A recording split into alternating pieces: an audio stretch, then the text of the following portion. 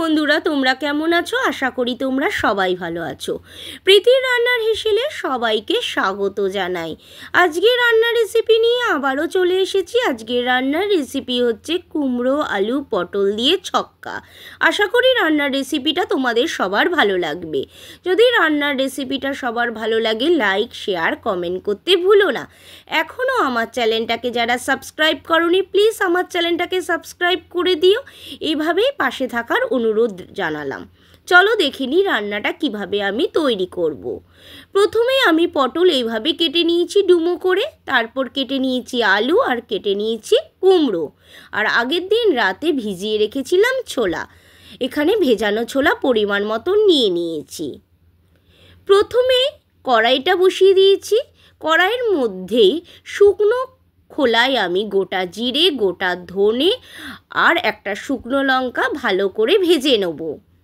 ভেজে ঠান্ডা হলে মিক্সার গ্রাইন্ডারে গুঁড়িয়ে নেব।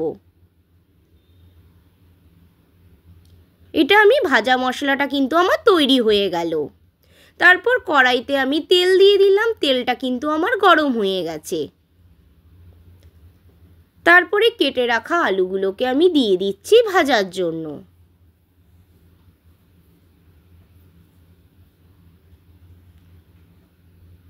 তারপর দিয়ে দিচ্ছি পরিমাণ মতো নুন।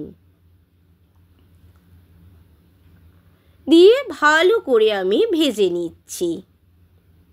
এটা রুটি, পরোটা, লুচি সবার সাথেই কিন্তু ভালো লাগবে খেতে।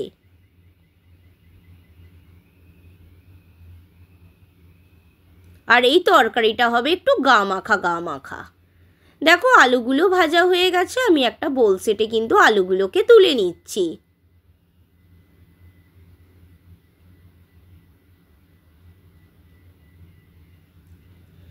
তারপরে কড়াইতে তেলের মধ্যে ফোড়ন দিয়ে দিচ্ছি গোটা জিরে,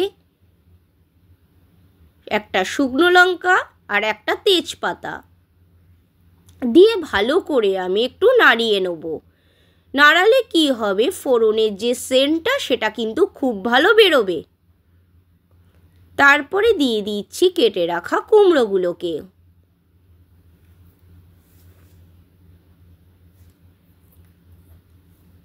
তারপরে দিয়ে দিচ্ছি কেটে রাখা পটলগুলো।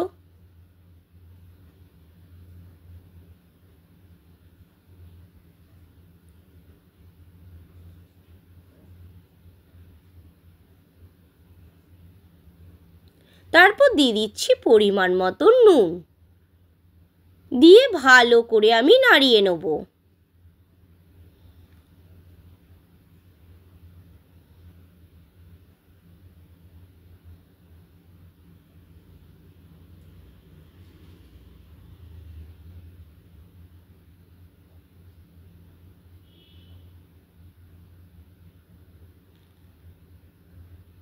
তারপরে এখানে আমি ছোলাগুলোকে দিয়ে দিচ্ছি। ভিজিয়ে রাখা ছোলাগুলোকে আমি দিয়ে দিলাম। আপনারা চাইলে এখানে ছোলা সিদ্ধও কিন্তু ব্যবহার করতে পারেন। দিয়ে আবারও আমি ভালো করে নাড়িয়ে নিচ্ছি। তারপর কেটে রাখা টমেটোগুলোকে আমি দিয়ে দিচ্ছি ভালো করে। দিয়ে সবগুলোকে আবারও আমি নাড়িয়ে নিচ্ছি।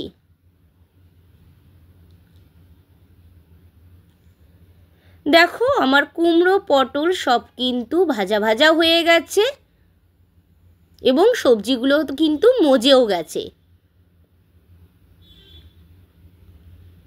এরপর দিয়ে দিচ্ছি ভেজে রাখা জিরের গুঁড়ো। তারপর দিয়ে দিচ্ছি লঙ্কার গুঁড়ো।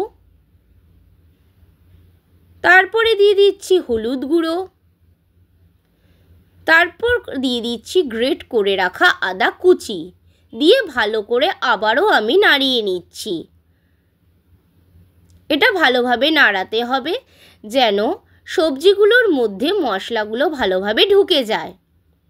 আর যত ভালো নাড়ানো হবে ততই কিন্তু রান্নার টেস্ট ভালো হবে। তারপর ভেজে রাখা আলুগুলোকেও আমি এখানে দিয়ে দিচ্ছি। দিয়ে আবারও আমি ভালো করে সব সবজি নাড়িয়ে নিচ্ছি যেন মশলাগুলো গায়ে ঢুকে যায়।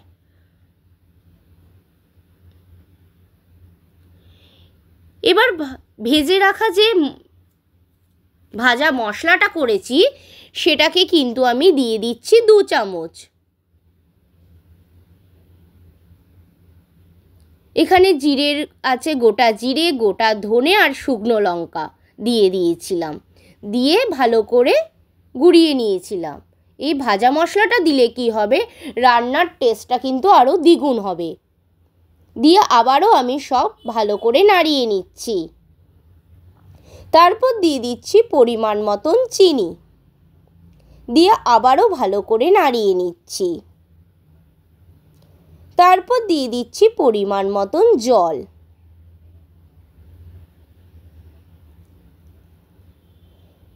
জলটা দিয়ে আবারও আমি ভালো করে নাড়িয়ে নিচ্ছি।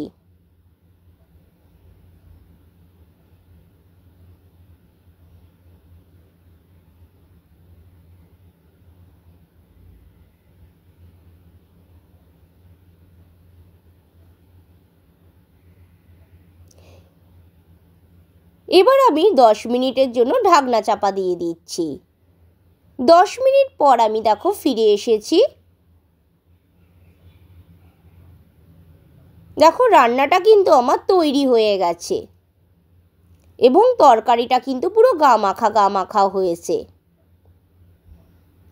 এবার রান্নার গ্যাসের ওভেনটা অফ করে দিচ্ছি। আমার রান্নাটা কিন্তু রেডি হয়ে গেছে। এবার একটা বোল সেটে ঢালার পালা। তোমাদের কেমন লাগলো অবশ্যই কমেন্টে জানাতে ভুলো না।